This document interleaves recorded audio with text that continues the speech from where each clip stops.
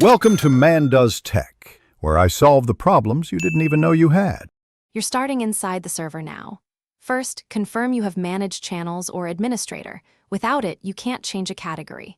Once confirmed, find the category in the channel list on desktop or browser. Right-click the category name. On mobile, tap the three-dot menu next to it. This opens the category settings immediately, so you can begin renaming, moving, or editing permissions. Make sure you're in the correct server. Switching servers would change the context of every choice you make. You're now inside Edit category. Change the name at the top and decide whether to sync permission overwrites from existing channels or set custom role rules. Syncing is faster, custom gives control. For each role, toggle View Channel, send messages, manage messages, and connect as needed.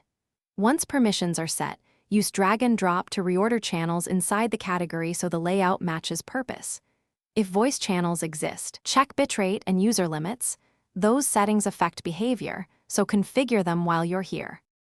Finish by saving the changes and testing with a secondary account or role to confirm visibility and access. To move channels, either drag them into the category or open channel settings and change the category dropdown. Once moved, double-check that pinned messages, integrations, and bots still function.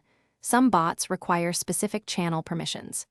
If something goes wrong, reset the category permission overwrites and then reapply them, or copy settings from a known good category. Thanks for watching. If you found this helpful, don't forget to like and subscribe.